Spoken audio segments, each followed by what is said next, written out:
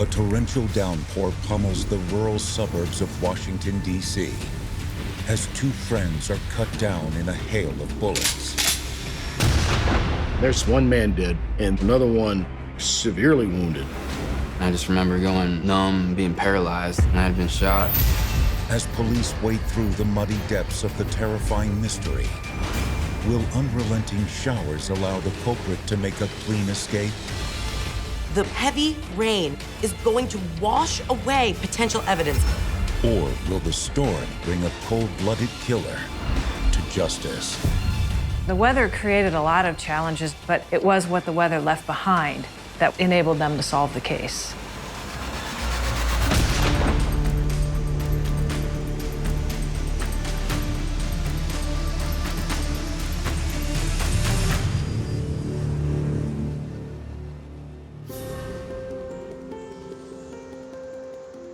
Just 70 miles west of Washington, D.C., between the Shenandoah Valley and the Blue Ridge Mountains, Warren County, Virginia, is used to unpredictable weather.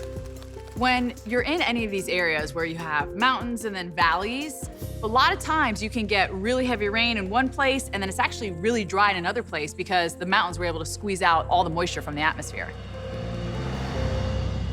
And in the fall of 2002, locals are experiencing an unusually long drought. It's a very big agricultural area. It needed rain at that time, that's for sure. It did. It was a drier than normal season.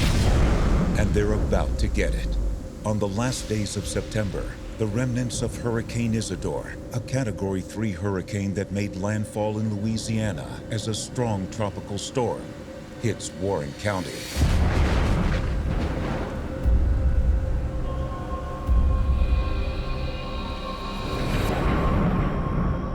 As evening falls on the stormy night, a 911 call comes into the Warren County Sheriff's Office around 8:15 p.m.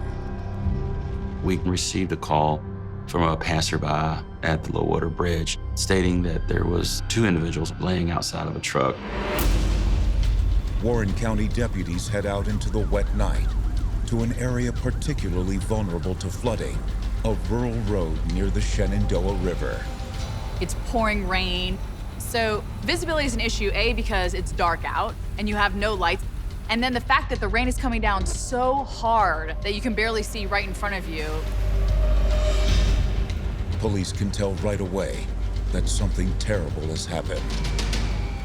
Through the pouring rain, the officers see what appears to be a truck with both doors open and bodies on either side. They find two young men. One is deceased, and the other is severely wounded. Authorities can tell they've both been shot multiple times and immediately call for an ambulance. EMTs arrive moments later to tend to the surviving victim, who is barely conscious. He had very limited breathing. He had lost a lot of blood. He was in dire need of medical assistance. Police learn from his ID that he's 20-year-old Joseph Kovaleski. I was laying on the ground. I remember an officer pulling up on scene. That's what I was doing. And I said, well, I'm dying, man. I've been shot. While they rush him to the hospital, the young man slips into a coma. Meanwhile, police turn their attention to the deceased and instantly recognize him as Ty Lathan. Tyree Ty Lathan was no stranger to trouble. At 23 years old, he already had a handful of theft and drug-related charges under his belt. Ty, he was a close friend of mine. He didn't have the stability of a mom and father. He was in areas that were drug-infested, and that lifestyle will grab a hold of you quickly. A lot of us knew Ty. He was well-versed, he was well-spoken, a genuine individual. We had taken an interest in trying to get him on the straight track and keep him going the right way. So when Ty found himself back in the system because of drugs, he was given the opportunity to serve his time in a work release program. Work release is not a privilege that's given to everybody. Ty had to spend his nights in the jail, but was able to go work during the day and get his life back on track. I would pick him up every morning, and we would go out to Northern Virginia, where we worked construction. So I was with him from 4:30 in the morning till 9 p.m. So we were together all the time. We just created a close bond. And with only 6 months left to serve in his sentence, Ty looked forward to the future. We were talking about getting a place closer to the area where we worked. He was really trying. He had goals. But I could see him owning his own construction business, maybe owning a farm and settling down with the wife and kids. But any hope Ty may have had for a happy future now lay shattered alongside his lifeless body. Working by flashlight in the pouring rain, police begin their investigation into what appears to be a drive-by shooting. The rain was relentless, and they had to parse out what were the key items that they need to pay attention to so they can solve this crime. They quickly notify their superior, Lieutenant Alan Siebert. It was a very recent event that had happened. The engine of the black truck was still running, the headlights were still on. Police immediately notice a set of tire tracks alongside the victim's truck that lead away from the crime scene and wonder if they belong to the shooter. It was very clear from those tread marks that someone had quickly sped away. But due to the weather, investigators aren't able to find out much more about the tire tracks or the vehicle that made them. The rain was coming down in buckets. The tracks had filled with so much water, and it was pounding these tracks to pieces. Investigators continue to examine the rain-soaked surroundings when suddenly they hit pay dirt.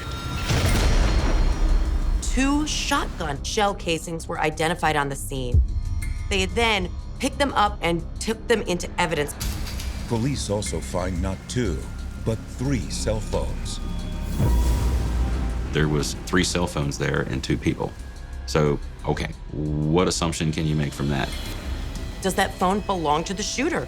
Do one of these victims have another phone? Or was there another person in that car who got away? Worried there may be a third victim that might have been swept away by the nearby river, search and rescue teams are alerted to scour the Shenandoah. Meanwhile, police bag the cell phones, hoping the rain hasn't damaged all their data. Cell phones in the rain. First thing I thought was, dang, this is not good. We had to get them dry, air dry those bad boys, and then pray that when you hit the power button, that thing comes on and has something left for you. Police continue to process the crime scene into the early morning hours as the rain starts to die off. Investigators are left with very little to go off of. They have 2 shell casings, but no gun. And they have 3 cell phones, but only 2 victims. And conditions on the ground are only getting worse. Warren County is actually known for its flash flooding.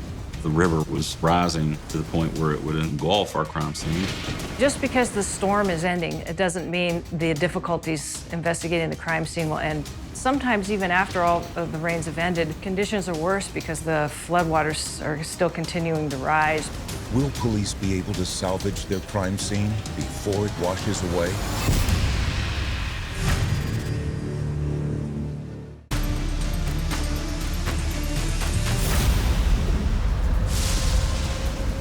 Torrential downpours and hurricanes, severe weather. It's like the most atrocious conditions to try to work in, especially if you're trying to solve a crime.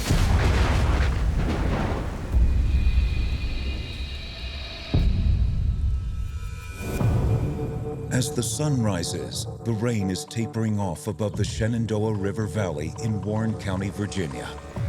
But that doesn't mean it will make the investigation any easier into the mysterious shooting that left Tyree Lathan dead and Joe Kovaleski fighting for his life. The worst of the flooding is not during the rain. It's in the latter parts of a storm. The drought plays a really big role when it comes to how much flooding you're gonna have. If it's been super dry, like in this area, when you have heavy rain, it can't absorb very fast into the soil, so it ends up just running off. It happens in a flash. Back at the crime scene, investigators are under the gun. The river was rising. And with that being said, any evidence or victims that would be in the river is going to be further downstream, which would broaden our search area. The fire department arrives to search the river, but because of all the flooding and the rainfall and everything, they didn't find anything. Thank God there was no other victims. Whew, sure would have been nice if we'd have found that shotgun. Investigators return to the muddy tire tracks, wondering if the key to solving this case might not be in what the shooter left behind, but what they took with them. They had the forethought of collecting mud evidence because it may come into play later on. They collect multiple samples and send them to Eric Junger, a detective at a nearby sheriff's office, who's the best in the field of forensic geology. Each of those individual samples, even though they were 10 meters apart, very, very close, could be differentiated from one another. Soils are made up of these minerals in varying combinations, and this helps thumbprint a particular location. Because of the rain, police know that the shooter's vehicle likely took a significant amount of soil with it upon fleeing. In this particular soil, when you mix it with water, it's gonna get all gooey and sticky. So we know that someone fled the scene, and you're thinking there's absolutely no way that the person who did this crime could get out of here clean. Investigators just need a vehicle with matching mud, but it could be a long time before the soil analysis results come back.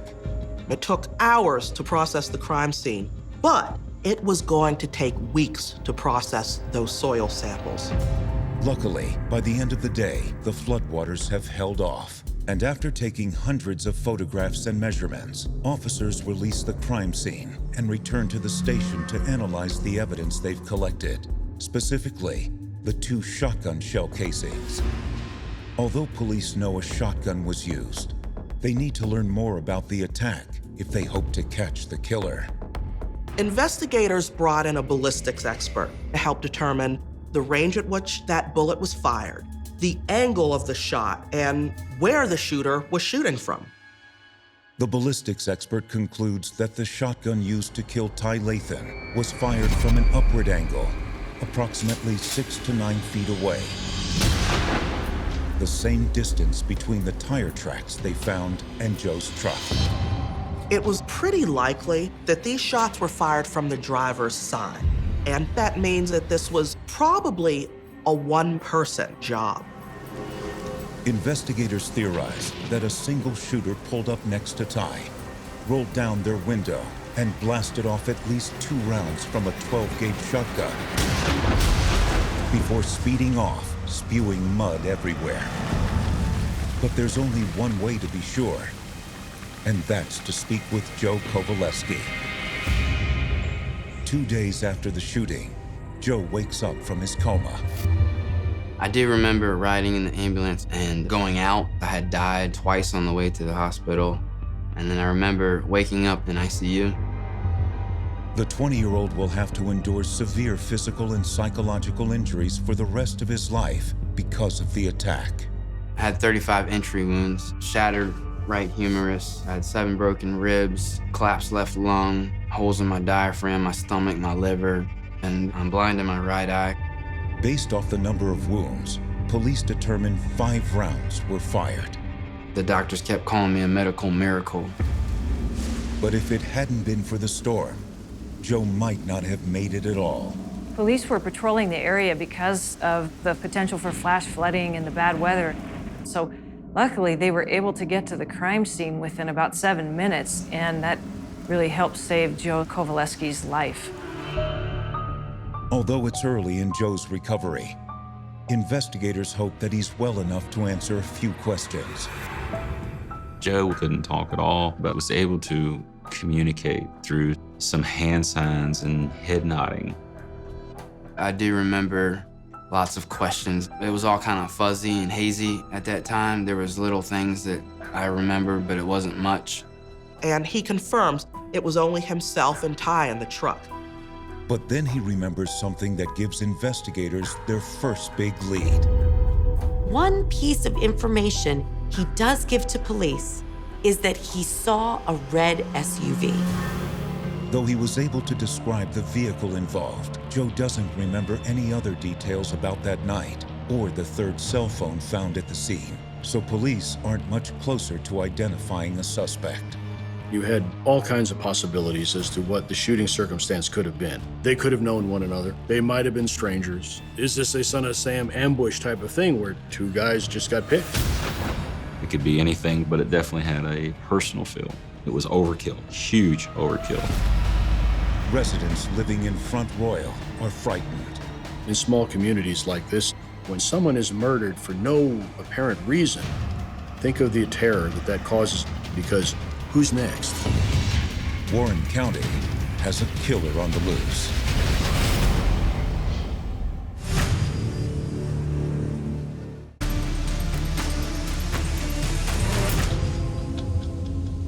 Flooding isn't something that just goes away in Warren County. It's stuck around for a while. You don't know if the river's gonna rise up more. The fact that you don't know what's going to happen is this extra variable that you just don't need when you're trying to find a killer.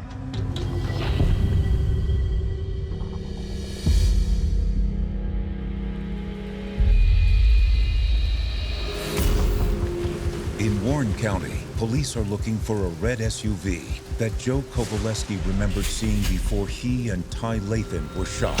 They also have 3 cell phones, 2 shotgun shells, and multiple mud samples taken at the scene. But they have no suspects, and the mood of the small agricultural town is as turbulent as the river's current. The residents were in panic. They were contacting the police. They wanted to know what was going to be done with a potential killer on the loose. They don't know if they're next or their children. And the pressure on the police to try to come up with an answer is profound at this point. You want to assure the community that it's not going to happen again. We had to get to the bottom of the case. As Joe continues to heal, police pay him another visit to see if he's able to remember any additional information about that fateful night. Officers repeat the same questions as before, only this time Joe is able to speak and he remembers a little more. They ask him, is there anyone who would have anything against Ty? Joe tells officers that his friend was being lured back into the drug-dealing lifestyle by an unexpected source. What he said was that the work release program that Ty was involved in was actually run by a dirty cop named Kevin Kinsey. Kevin Kinsey was a newer sheriff's deputy. He had just started, I think maybe 6 months within the job, and he was pretty young. He was using drugs that Ty was providing for him, also getting money by having Ty sell drugs in the work release. It was an arrangement that seemed to be out of character for Ty, who was turning his life around. And according to his friend Joe, it was one he couldn't easily escape. I imagine the sheriff's deputy leaned on him, so to speak, and I think that Ty, he had ultimatum placed upon him that he had to do this. Detectives are floored. If true, Ty's involvement with Kinsey certainly provides motive for the deputy to want to silence him for good. Ty would be vulnerable in this situation. Did Ty do something, say something? Were there threats? The fact that Kinsey is a policeman means that he's been trained. This means that Kinsey would know precisely how to take advantage of a storm that could wash away evidence, leave less of a trace of what had gone on. But police know they're going to need some help looking into Joe's story. When you have the possibility that somebody in your own has done something like that, there is a real sense to right that wrong and be as transparent as possible. And so I had the FBI help us with the investigation. While the FBI looks into Kevin Kinsey, investigators focus on the 3 cell phones recovered and hope the weather hasn't destroyed them completely. Serial numbers are not going to be washed away, so I knew that I was going to be able to trace the phones back to the owners. But we were fortunate. About 36 hours, 48 hours of drying time, bam, those bad boys came on. Nowadays, a tremendous amount of data can still be recovered from a phone that's been submerged for days and weeks in bodies of water. As expected, police learned that 1 cell phone belongs to Ty and 1 is Joe's. The 3rd phone is registered to the name that hasn't come up in the investigation at this point. A woman named Julie, who lives about an hour away from Front Royal in Annandale, Virginia. So officers think, who's Julie? Where does she fit into all of this? And when police obtain cell phone records, her name pops up again. they discovered Julie owns another cell phone that was used to call Ty 22 times in the hours before he was killed. Police wonder why this mysterious woman would have two cell phones, and why give Ty one of them when he clearly had his own. 22 calls indicate something's going on. Was this harassment? Was Julie the shooter? Was she a witness? Part of a love triangle somehow? They had to figure all this out. The next step for police is to speak with Julie in person. It's her phone. Why does Tyree have it? That's a big question. With torrential downpours long gone, investigators are about to discover that Mother Nature is the key to cracking this case. The suspects can never compensate for the weather, and that's good for us.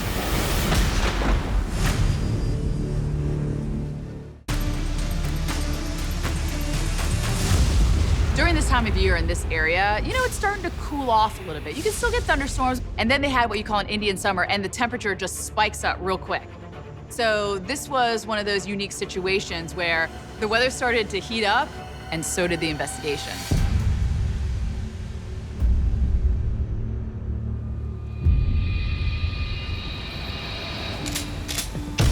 Since the ambush shooting of Tyree Ty Lathan and Joseph Kowaleski near the Low-Water Bridge, investigators are hoping geologist expert Eric Junger finds something in the soil samples from the crime scene near the Shenandoah River that will help them catch a killer.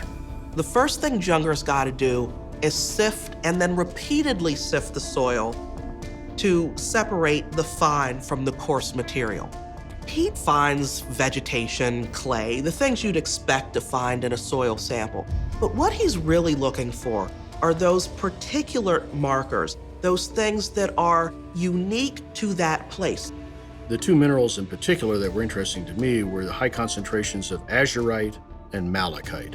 Azurite is a brilliant blue color, and malachite has this green emerald appearance.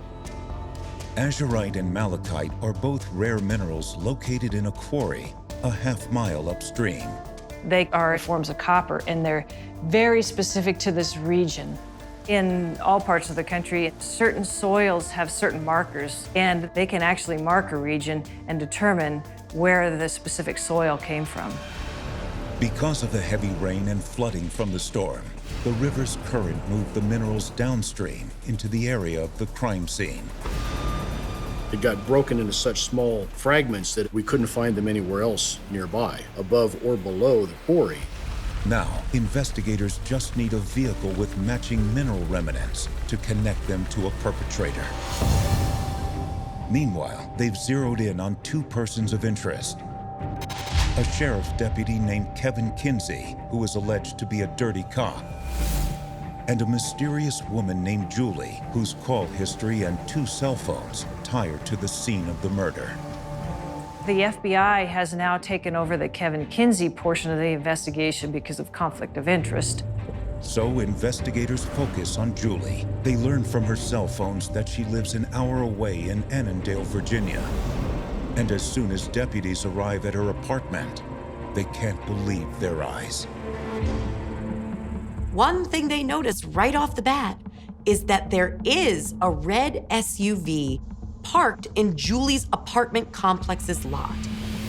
And on the vehicle's wheel wells and body is a noticeable amount of mud, similar looking to that found at the crime scene. They find this same car an hour away in an urban setting. And it's like, well, why would you have this mud stuck on your car? It just doesn't seem to make any sense. Police have a number of questions for this mystery woman. And they begin by asking her about her two cell phones.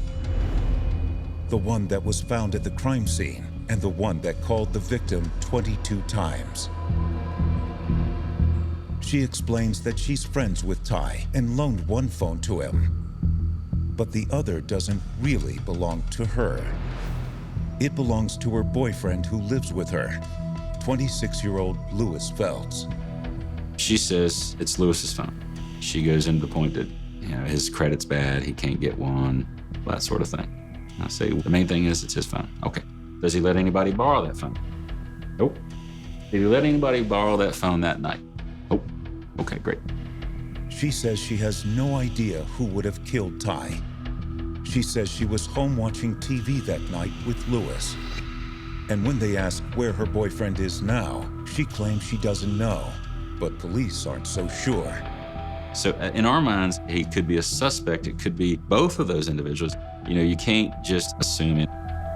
When investigators ask her who owns the red SUV parked outside, she admits it's Lewis's vehicle.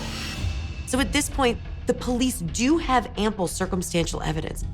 They have Julie stating that the red SUV belonged to Lewis and that the cell phone belonged to Lewis. While the information detectives learn from Julie is huge, they decide to wait before doing anything until they can get more physical evidence. Said, we're just gonna follow him. If he comes out, gets in it, and drives, we're gonna follow him. They know they're not going to let the suspect's vehicle escape. As police keep a close eye on their newest suspect and his girlfriend, the FBI updates them about what they've learned regarding Kevin Kinsey's role as a potential suspect. When Kinsey was working this work release program, it was learned by investigators that he would accept and distribute drugs for inmates' personal use. Kevin Kinsey basically was a criminal with a badge. He abused his authority. He knew he had a certain power. He could control inmates and profit from them. While his dealings with Ty Lathan are criminal, they're not distinct from the way Kinsey interacted with any of the other inmates in the program. There's really nothing connecting him to Ty Lathan and that crime scene at the low water bridge. So police dismiss Kinsey as a person of interest in their murder investigation. They have their eye on two others. He wasn't the person that actually did it. He was off the table. We were headed towards Felds, towards Julie, either one of them or both of them being involved in it. But police wonder why Julie or Lewis would want Ty dead. They speak with several of Ty's friends and learn that the drugs Ty was getting to sell in the work release program for Kinsey were actually coming from Lewis. Julie and Lewis had been seen around the work release center. They were all drug dealers together, and there was also indication that Ty dated Julie. There was always speculations that Ty was sleeping with Lewis's girlfriend, Julie, but he never told me that he did. They find out that Julie had a flirtatious personality, and sometimes Lewis felt that she was a bit too close to Ty. There was some sort of relationship, some connection between Julie and Ty. They'd been seen being rather friendly together. Lewis seemed to be jealous of the relationship between Julie and Ty Lathan. Warren County investigators have to wonder, was this a drug deal gone bad or a potential love triangle? 2 days later, on October 3rd, 2002, police are outside Julie's apartment where Lewis lives, keeping an eye on him and his muddy red SUV. In order to build a strong case, police decide to wait for the search warrant. I would rather have the search warrant in hand, showing that we had a legal right to be in the residence. It's then that they see something that causes them to speed up the wheels of justice. Lewis comes out of the building, grabs cleaning supplies, and he's opening all 4 doors. The detectives in this case recognized the immediate danger of that because had he started washing his vehicle, any gunshot residue, soils, all that could be lost. Police know they need to act fast and get their weapons ready. If this guy is our shooter, he may shoot back, and we end up shooting him in the process. You know, a lot of things could happen. They've got one shot to get it right. I said, we're taking him. It's on.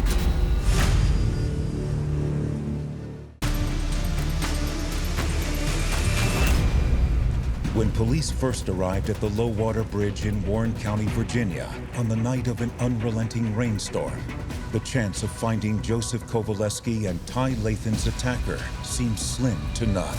When the investigators first roll up, they were completely deflated, thinking, great, we're never gonna find this guy because of all of this rain.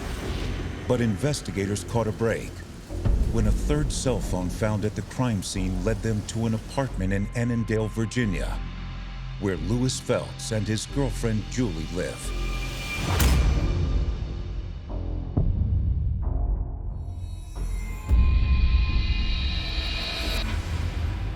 It's established that Julie and Lewis do know Ty, but they were both home in her Annandale apartment during the time that it happened.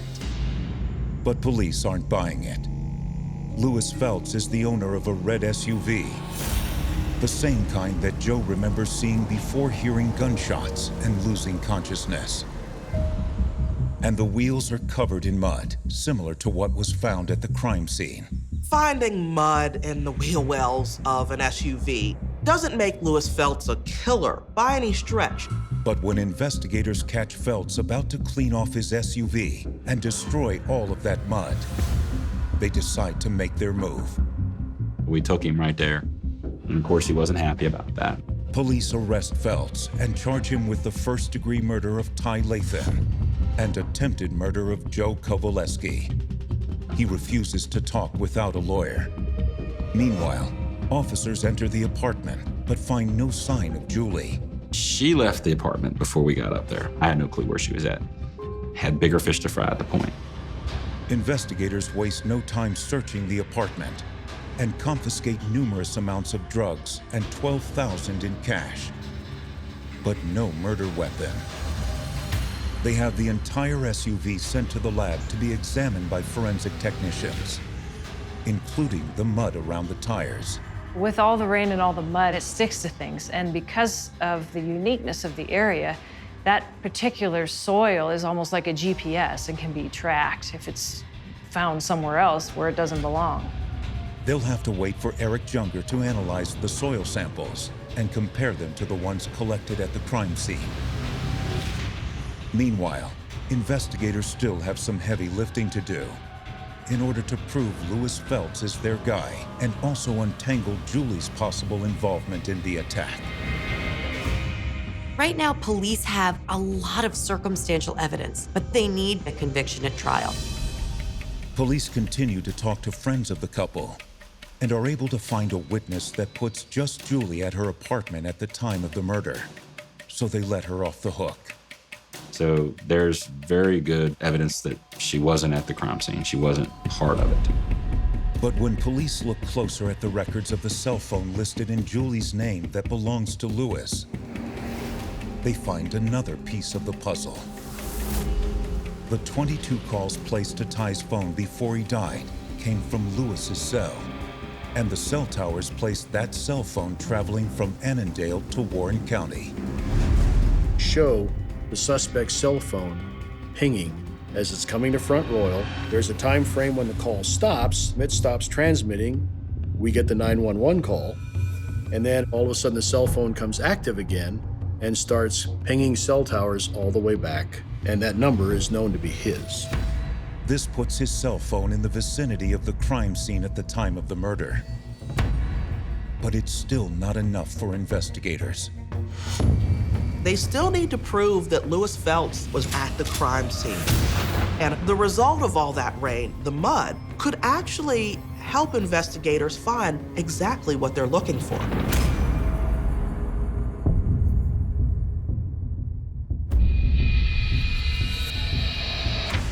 On March 13, 2003, Junger finishes his examination of the soil samples from the red SUV. The soil contains the same minerals azurite and malachite that were found at the crime scene. Thanks to the remnants of Hurricane Isidore moving through the area, Junger was able to positively match the mud samples. It had been raining for so long throughout the entire region that the roadways, the interstates, and even all the way out to Annapolis were washed clean. So when I was examining the soil samples from the vehicle, all I found was crime scene. There's no way that these two minerals would be found on the red SUV unless the red SUV was in the region of the crime scene. No explanation. Because of the mud, police can now conclusively put Lewis Felds' vehicle at the scene of the crime when the attack took place. But will the mud evidence be enough to secure a conviction? I always say you can't mess with Mother Nature, right? It's just too powerful.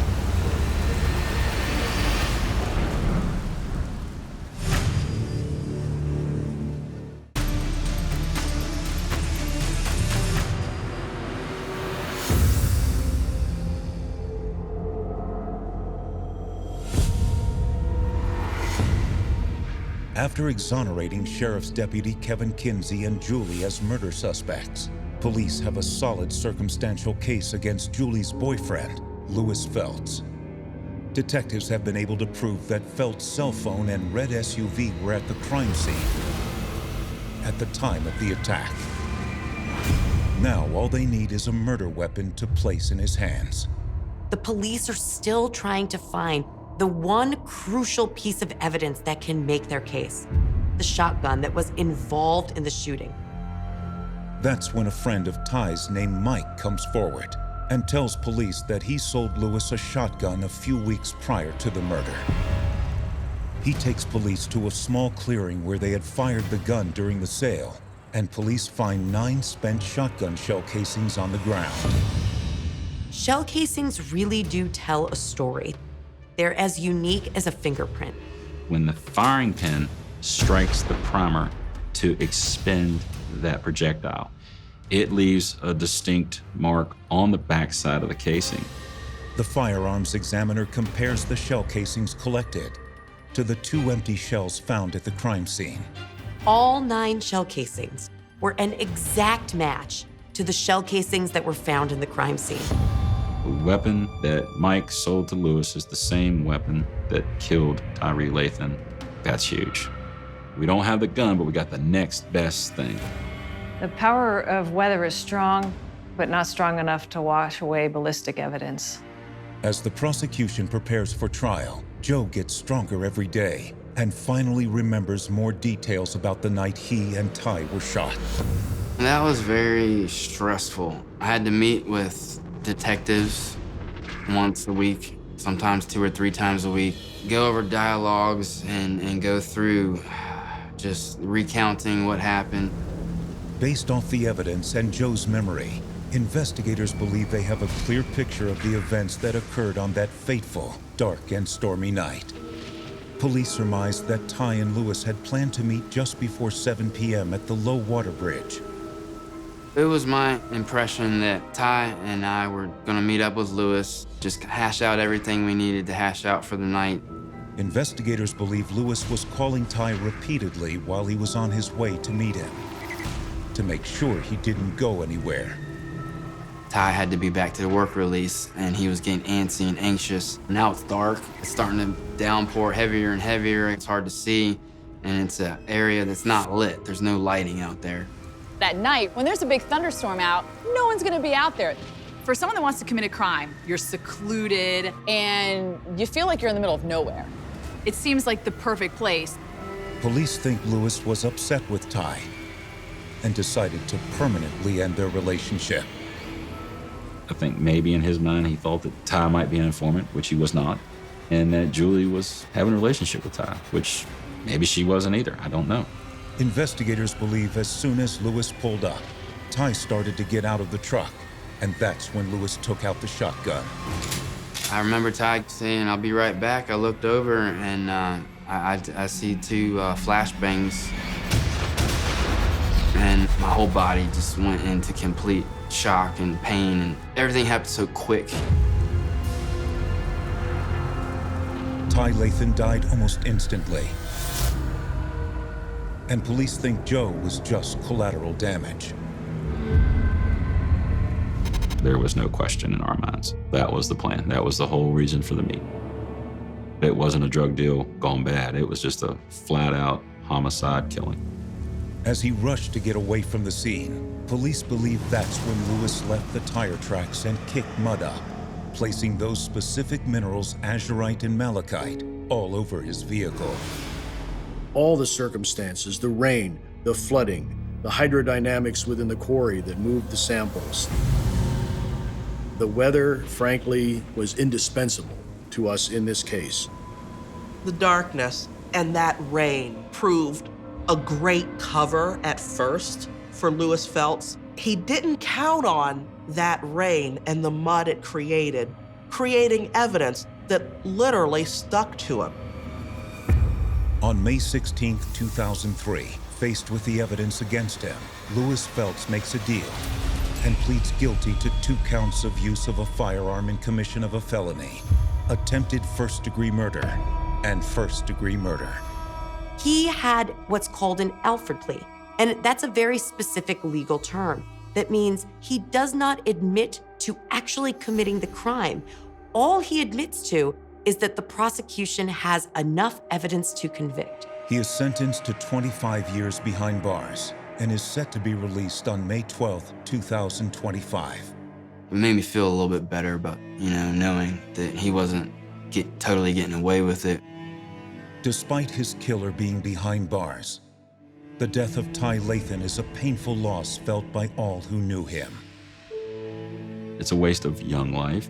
There is nothing that's gonna bring him back for his parents to watch him walk down the aisle and get married or start a career doing something.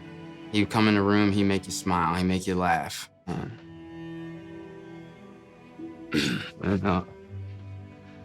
I'm sorry. And while former Sheriff's Deputy Kevin Kinsey is found not to be directly responsible for Ty's death, on May 29, 2003, he pleads guilty to 5 federal drug distribution counts and is sentenced to 3 years and 4 months in prison. He was released in 2007. In the murder case of Ty Lathan and attempted murder of Joe Kovaleski, there was one very important piece that was overlooked by their attacker: the weather.